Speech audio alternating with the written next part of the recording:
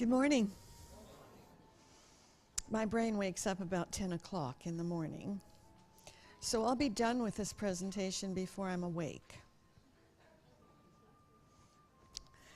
It's really exciting. I'm so glad that I'm still in my career when we have this wonderful information about the brain pouring out. Because of brain scans, you can actually watch the brain while the person's still alive.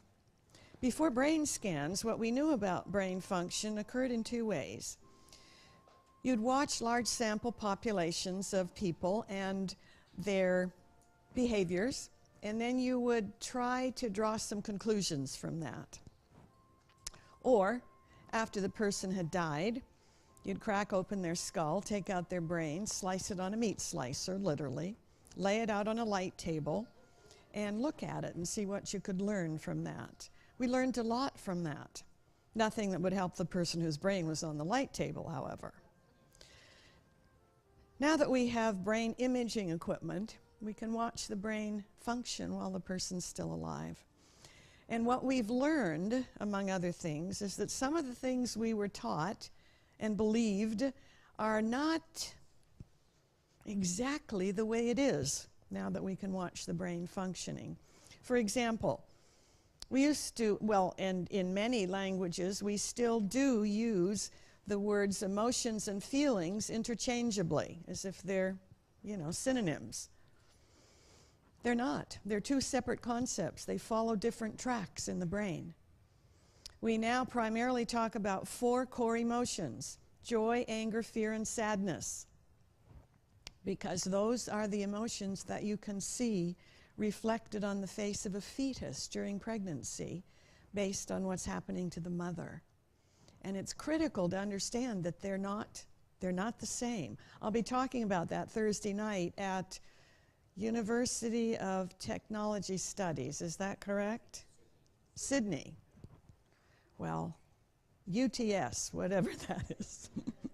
So if you want to learn more about that, come out to that, because it's really interesting. The other thing that we have learned quite clearly, just with emerging studies, is that religion and spirituality are two separate concepts. They're not the same thing. So that's what we're going to talk about this morning. There's not a lot of research yet, but we've got 9 clear studies that give us some information about that. So historically, spirituality was talked about actually more than it is today. And it really dealt with a relationship with a power outside of any human power on the planet. Often I refer to that as a higher power. I probably speak to more people around the world who are not affiliated with religion. And sometimes they use the word God for that. Sometimes they use a different word. So sometimes I just talk about a higher power. That's the 12-step program language, which is, of course, as you know, very biblical. So truth, faith, hope, love, dignity, and integrity were usually defined as the components of spirituality. The cornerstone, if you want to put it that way, of spirituality, love, care, gratitude, appreciation, compassion, tolerance, and forgiveness, were again words that describe spirituality. In the past, most of the studies, and there have been quite a few the last 30, 40 years, looking at does religion and spirituality have anything to do with your health? Does it have anything to do with longevity? They lumped religion and spirituality together because we didn't realize how separate they are in terms of concepts. But recently, as I said, there's 9 clear studies that talk about the difference. The problem has been that the assumption is if you were religious, you were also spiritual. And now we realize that people can be very spiritual and not be religious. And somebody said to me the other day, well, are there any Bible examples of that? Well, Take Enoch, for example. There's no evidence in any writings that he went to church.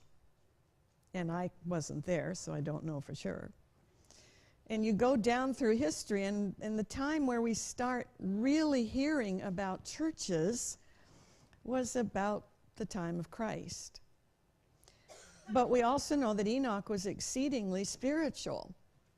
So spiritual that he got translated.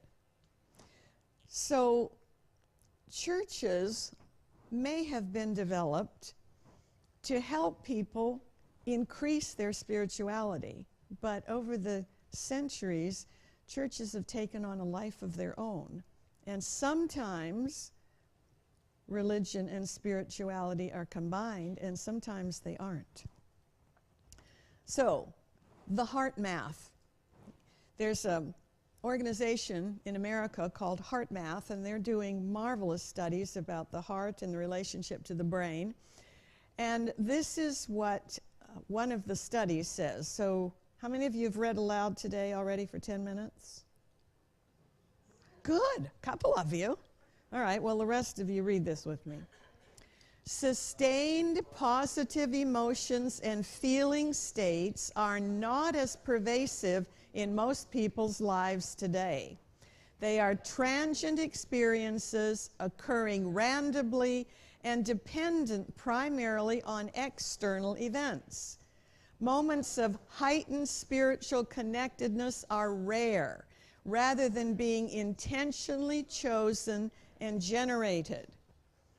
Now, what that really means to me is that people, their level of spirituality depends on what's happening around them in life. And if they perceive something good happened that day, you know, they may be spiritually grateful. And if their events going on are not what they want, well, there goes spirituality out the window. And now they start whining. You know what whining is? Whining is anger. Squeezing out through a very small opening. Has nothing to do with spirituality. In these studies that are separating religion from spirituality, although ideally they're probably combined, they of course have to come up with some research definitions. So here are a couple of the research definitions. So read with me again. Organized religions. Groupings of individuals who usually have a defined set of doctrines or beliefs along with regular worship practices. Spirituality. The practice by the individual of love-based attitudes that are integrated into an individual's everyday life and that can be shared with others but do not require organized grouping for their practice. So as I mentioned earlier, religion and spirituality are not always aligned. And when you read historical accounts of the Crusades, the Crusaders were very religious, but based on the definition of spirituality, they might not have been very spiritual. And when Christ was talking to some of the Pharisees and said, you know, you're a whited sepulcher, with now what we know about spirituality, he was probably saying, you know, if you're in a tomb, you're dead, your spirit is gone. So you're alive and you're very religious, but you're not very spiritual. So it's putting a different slant on some of those texts. Some of the wars going on right now are religious wars, basically. And they're saying, if you don't believe what I believe, I've got a right to kill you. Well, that's not spiritual. Spirituality has nothing to do with coercion and with killing somebody if they don't believe the same as you do. So here's the working definition of spirituality. Read with me. Spirituality encompasses the spirit in which you live life, including ethical and moral choices, a sense of something greater than yourself, such as a higher power, the recognition of a meaning to existence that transcends immediate circumstances, a sense of awe, affiliation, vision, or goals to achieve the highest possible levels of brain-body, high-level healthiness and longevity. It's rather long definition, but it sort of gives you the picture. So affiliation with religion is a choice, and it's a group activity. And Paul says, remember to do what? To get together with people and worship with people who have similar beliefs to you. But that's different from spirituality. So research shows, here's a drawing of the brain, and you can see the two hemispheres, and you can see the cerebellum, and you can see the brain stem that connects with the spinal column. It appears that the brain is not innately spiritual. Erase. It appears that the brain is not innately religious. It is definitely innately spiritual. Not everybody hones their spirituality. Some people deny it. Some people do behaviors that are anathema to it. But if you clearly understand that choosing to join an organization and worship with them is one thing, but whether or not you are living a spiritually enhanced life is something else. And as I said, ideally, they probably are the same. Now, there is no one place in the brain that is the spiritual center. But there are some portions of the brain that are honed by spiritual practices and that are more involved with spirituality than some other activities, and we'll talk about some of those. So the first thing to talk about is that there are two hemispheres. Your brain is about the size of your two fists. Left hemisphere, right hemisphere. If you put gloves on your hand, you'd need to put a gray glove on your left hand and a white glove on your right hand, because the right side of the brain has more of those long myelinated fiber optic axons, if you will. So slightly different color. And somebody said to me the other day, I got really big hands. I must be really smart. I gently explained that intelligence is not about size. So if you've got really small hands, that's good news. Einstein, had a very small brain, relatively speaking, and yet he had so many connections that he is considered one of the smartest brains that this planet has seen. So the two hemispheres contribute different functions. And based on studies, it appears that the left hemisphere is more aligned with choosing to join a religious group. And the left hemisphere is about obeying. It's about rules and rituals, and it's very directive. People who are using the left hemisphere are happy to tell you what you need to do, when, and how, because it's a very directive side of the brain. The right hemisphere is really quite different. It's the spiritual hemisphere. It's about trust. This is where you find meditation and personal prayers. It's very, very relational. And that's the part of the brain that makes you really want to connect with others and with a higher power. So there is a division of duties in the brain.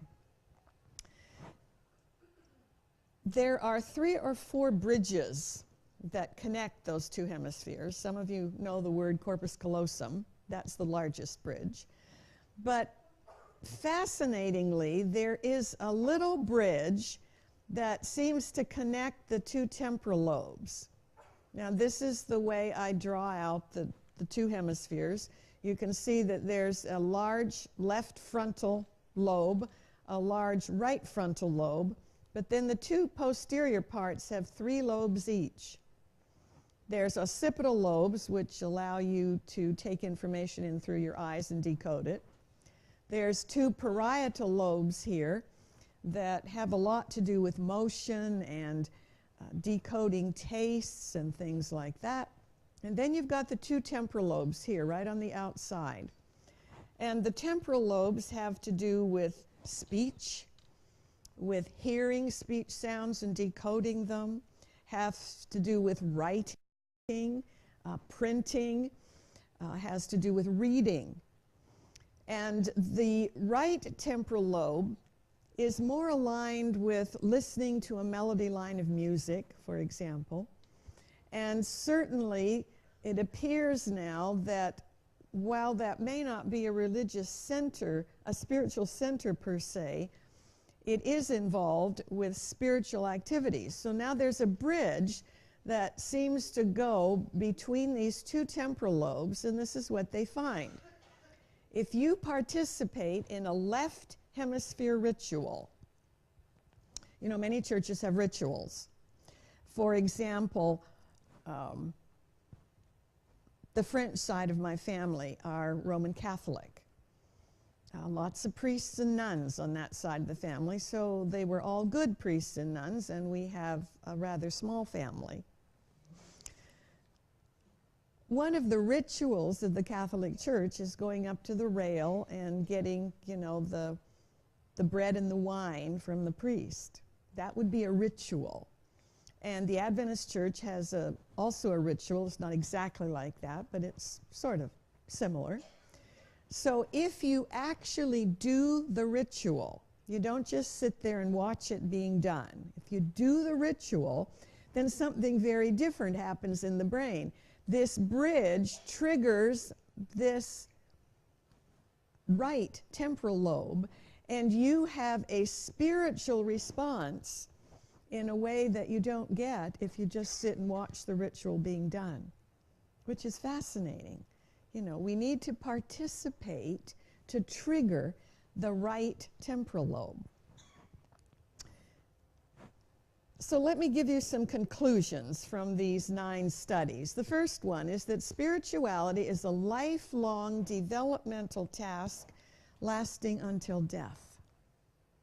So it's something that we can hone our whole lives. And apparently the sky's the limit. It's not something you just learn and you've reached it.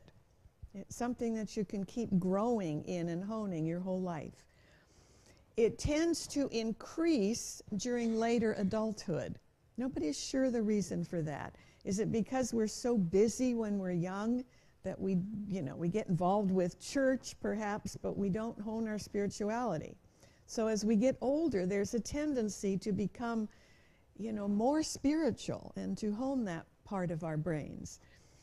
So a Gallup poll of a huge sample of individuals found that 93% identified themselves as being spiritual, which is very interesting. We're not sure how they interpreted spiritual, but they said, I'm spiritual. Some of them rated themselves high on spirituality and low on religion, and that's often what we're finding. Church attendance in America is falling, and yet people are saying that they're increasing their spirituality, they're just not affiliating. And others said, I'm sort of religious and I'm sort of spiritual. So that's one of our tasks as individuals, decide where are we on that continuum. Second conclusion, in Moberg did another huge sample study, and most people he surveyed considered themselves to be on this, I'm religious and I'm spiritual.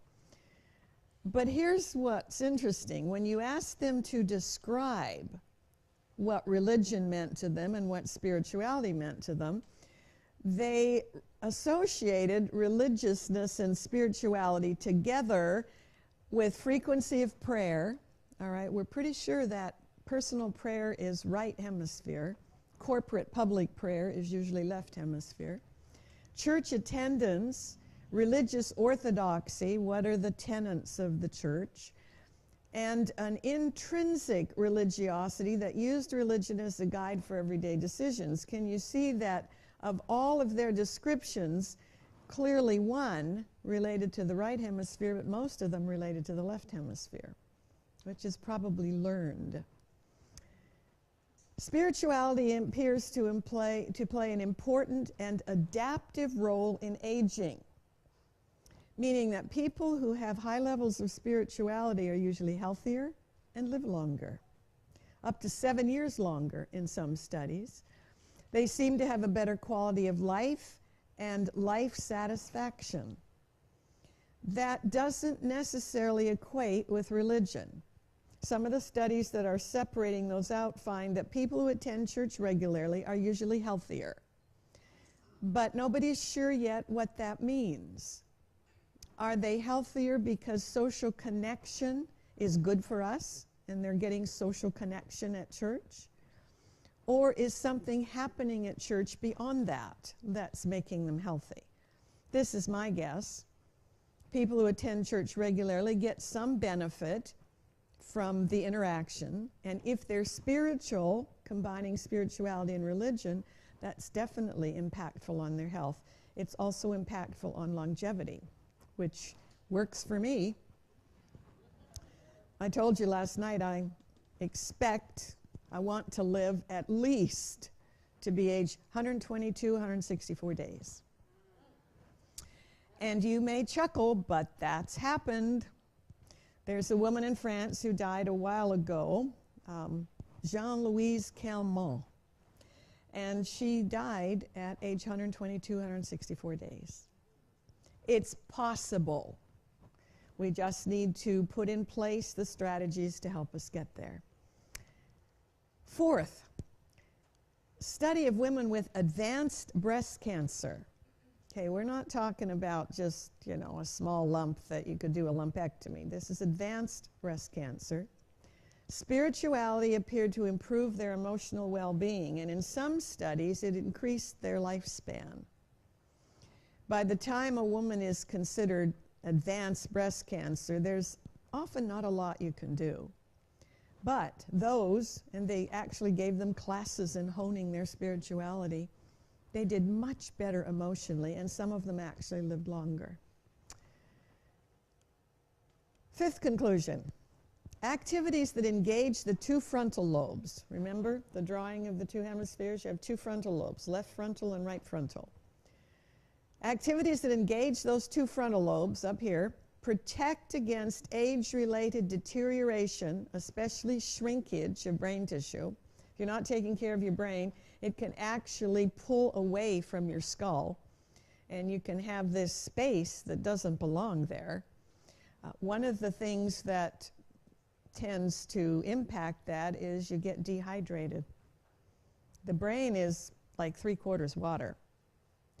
And if you don't drink enough water and give it enough fluids, it can shrink. And shrinkage is associated with loss of memory, overall mental functioning, and dementia. So one of the best things you can do for brain function is to make sure you drink plenty of water so that it stays hydrated. Now, prayer can be done from either hemisphere, but personal meditative prayer is believed to come from the right hemisphere, which is the more spiritual hemisphere, and this is what they found. Prayer, if done regularly for at least, how many minutes a day? 12? Do y'all pray at least 12 minutes a day? Regularly for at least 12 minutes a day may slow the age-related decline of the frontal lobes, which means you're actually slowing down the onset of symptoms of aging. No, we can't stop aging. If time lasts, eventually we'll die. That's the nature of the beast. But if you can slow down the symptoms of aging, that means when you do die, you may still have all your marbles. Jean-Louise Calment certainly did. At age 122, she was still sharp. And that's worth something, because a body without a functioning brain, the brain may be keeping you alive, but you can't cognitively think and contribute and communicate. So of the types of prayer, and there's 3, 4, 5, 6 different types that have been identified, studies have indicated that personal meditative prayer, you're praying all by yourself, you're not praying in public, you're not praying with a group. Personal meditative prayer provides the greatest personal benefits. So all types of prayer can certainly have benefit, but in terms of brain function and spirituality, it's the personal meditative prayer that gets you that. pondering spiritual things and listening. You know, you're not just chattering on all the time. You're actually meditating and being open to impressions in this intuitive right side of the brain. That is compared with formal public prayers. Now, prayer at any time, for any reason, I think is helpful. When I grew up as a preacher's kid, I was taught there was one way to pray. What is that? What do you do first? Kneel down. Second, close your eyes. Third, fold your hands. Fourth, bow your head. I hardly ever pray that way. You know, when I'm in church, I'll certainly pray that way, but I rarely pray that way at home. I pray anytime, anywhere, because it's just a conversation with your higher power. And sometimes those prayers as a child went on forever. There was one church elder in one of my father's churches who I think was would have been pastor if he had had that opportunity. And so he prayed a whole sermon every morning. And it was very hard for me to kneel down. No rugs back in the late 1800s when I was a kid. You know, kneel down, close your eyes, fold your hands, bow your head, and it went on and on and on. I looked at my watch one time. He prayed for 17 minutes.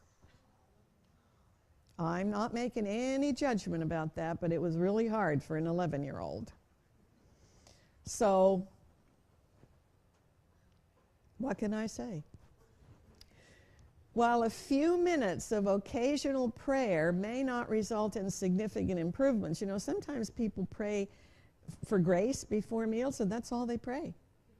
Or they might not even do that, but they're teaching their kids when they go to bed at night to pray that cute little child's prayer, "Now I lay me down to sleep." Some of you may have learned that one. And that's a ritual prayer. You're repeating the same thing over and over again. It's not that personal meditative prayer. Studies have shown that more frequent prayers for longer periods of time will produce tangible benefits to the brain and the body. One time I pray is when I'm in traffic and I'm stopped dead still. It's a great time to pray. I was doing that last night, by the way, when Rena was trying to get me here, and we were in, what did it take us, 35 minutes to go 700 meters? As I said, I thought Los Angeles had the record for traffic. I'm not so sure now. There's a wonderful story, I digress, about a little girl who had been saying ritual prayers every night. Now I lay me down to sleep. I pray the Lord my soul to keep, and so on. And one night, she said, I'm tired of saying that prayer. Okay, she's 5. Her mother says, well, you don't have to say that prayer. You can just talk to God. So for a few days, she would kneel down, bow her head, and close her eyes, and fold her hands, and talk to God. One night, it was time for prayer, and she kneels down, and she doesn't say anything.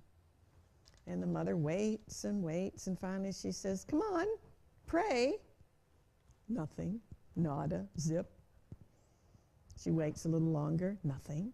Finally she says, pray. It's time to pray. So the little girl starts. A, B, C, D, E, F, G, and she recites the 26 letters of the English alphabet. Then she hops up and gets into bed. And her mother goes, what was that? That wasn't a prayer. And the little girl said, I didn't know how to tell God what I wanted tonight. But I figure if I gave God the letters, He could put them together in the words that would express what I wanted to say. Is that not beautiful? I keep wishing somebody would write a song about that. I think it would make a fabulous song. So sometimes It's saying a short prayer and then just meditating on the goodness that we have in our lives. It's not perfect, but I'll tell you, it beats a lot of people's lives. 6, there is abundant evidence that spirituality is associated with positive mental health outcomes. You know, there are some people in locked mental health units who have become addicted to religion and figure that they're John the Baptist or, you know, Christ or somebody else. That's not good mental health. You know, when you don't really know who you are, that's a problem. But positive mental health states and outcomes are really enhanced when a person gets in touch with their own spiritual relationship with a higher power. Spiritual interventions can help relieve psychological distress and fear of death. Do you have any idea how many people are terrified to die? You know, it's amazing. I spent 35 years working with Adventist Health in America. Have watched and been with a lot of people who have died and talked with many more, sometimes with the chaplain, sometimes not. People who were absolutely terrified to die. It can help relieve fear of death as well as the stresses of caregiving for loved ones with chronic illnesses in later years or in younger years. You know, sometimes a family will have a child that's got severe either physical or mental disabilities or both. And the studies show that prayer and honing your spirituality helps you to deal with those situations and not let the stress so negatively impact you. HeartMath is studying the relationship of the heart with the brain, and it's so fascinating. The heart has a closer connection with the brain than any other body organ. There's what's called an unmediated neuronal channel that runs between the heart and the brain. That means it's a highway of nerves that has no governors on it. It's just free-flowing both ways. And the heart and the brain are continually connecting and communicating with each other. McGill University in Montreal has been doing studies on the heart, and they have found that the least number of neurons in any heart they've studied is 40,000. Now, your heart is not nearly as big as your brain. You know, it might be the size a little smaller than your fist. And we have believed in medicine for years that it's a physical muscle organ that just pumps the blood everywhere through your brain and body. Oh, it's far more than that. You think with your heart. And it reminds me of a conversation I had with a Bible teacher in the last century. And there's a scripture that says, as you think in your heart, as you think in your heart, so are you. And I said to the Bible teacher, I don't know what that means. How do you think with your heart? And he gave the standard answer that people have believed for, you know, hundreds and hundreds of years. He said, well, you know, a lot of the people who wrote the Bible were not that well educated. And so it's not really the heart they're talking about. You know, they're talking about your mind. So when you do that scripture, as you think in your heart, just substitute the word mind. As you think in your mind, so are you. Not right. 40,000 neurons minimum. They look just like the neurons in your brain. They use the same neurotrophic food. They use the same neurotransmitters. You think with your heart. Your heart, however, is a subconscious organ, so it has to tell the brain what's going on before you really get that heart communication. But we think with our hearts. Neurons put out something called electromagnetic energy. I'm sure you've heard that. The heart neurons put out electromagnetic energy. But the electromagnetic energy that the heart puts out is 5,000 times stronger than the electromagnetic energy that the brain puts out. So we not only think with our heart, we feel with our heart. And the electromagnetic energy we put out can be picked up by other brains because it leaves our body at the speed of light. And according to quantum physics, that electromagnetic energy is never destroyed. It's out there somewhere in the universe. And so far we know that there's positive M energy and negative M energy. Don't know really that there's any neutral M energy. And we control whether our energy is positive or negative based on our thoughts. So positivity, high spirituality, positive energy. Negativity, whining, complaining, unhappy, negative energy. So I would like to tell you that my entire life, I have always had a positive mental attitude, high levels of spirituality, and I've only put out positive M energy. Well, I could tell you that, but it would be a lie. And lying suppresses immune system function. Did you know that? It's probably one of the reasons that the Ten Commandments tells us to avoid lying, because we want to be healthy. You don't want your immune system suppressed. But I can tell you that now in my life, I do purpose to continually have positive mental states. You know, worrying never improves anything anyway. It just changes your electromagnetic energy. And I'm doing pretty good. You know, last night when Rena and I are looking at the clock and thinking, boy, first time I've spoken in that church, it would not be really wonderful to walk in late, would it? But there's nothing we could do. You know, worrying would not get the traffic moving.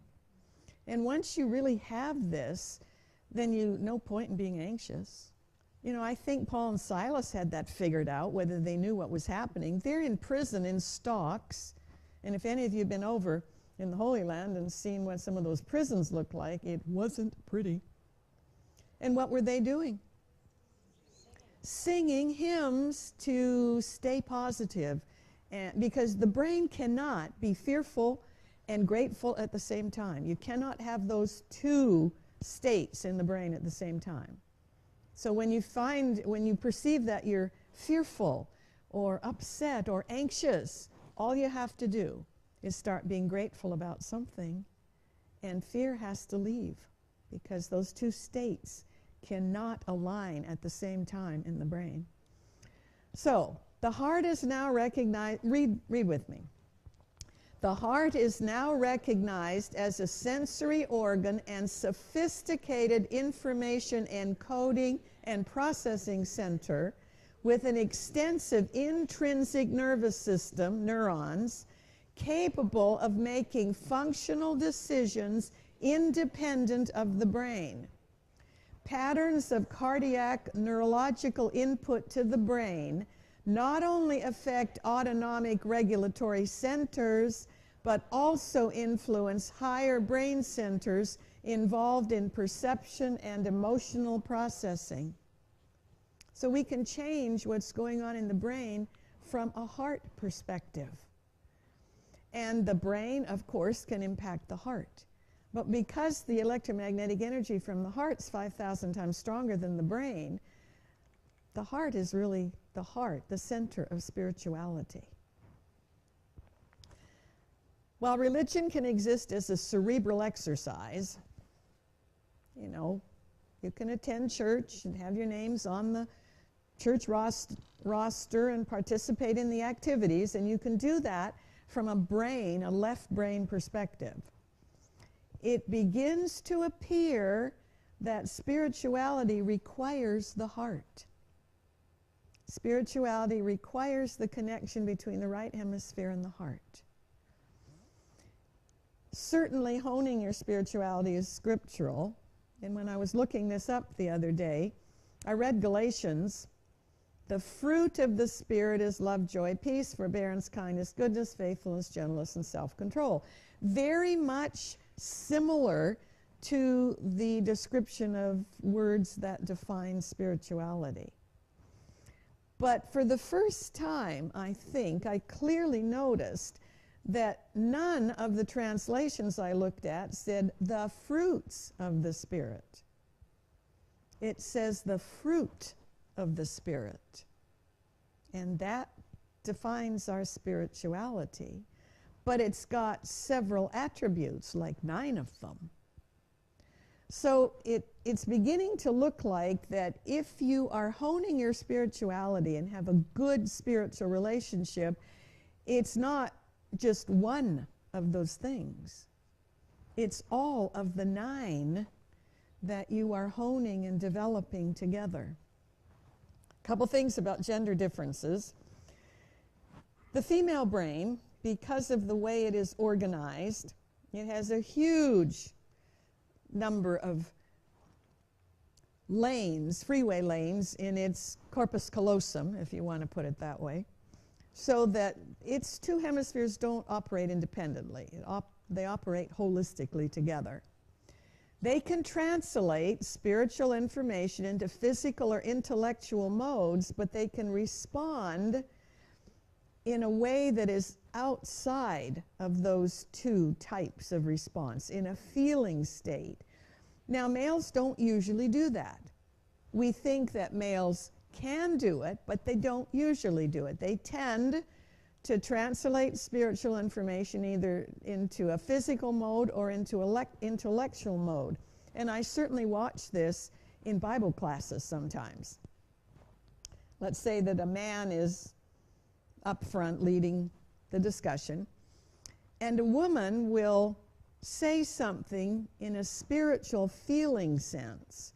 You know, well, I feel when I do such and such, and she goes on, and all of the eyes of the men in the class are glazing over because she's not talking physical or intellectual. She's talking feelings, spiritual feelings. And often what happens is that, you know, she'll finish talking and the other women in the class are nodding their heads, and the man says, "Thank you," and goes on with what he was saying. He didn't get it.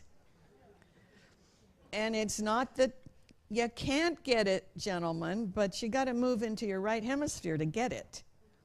And in most Western countries, males are supposed to operate from the left hemisphere.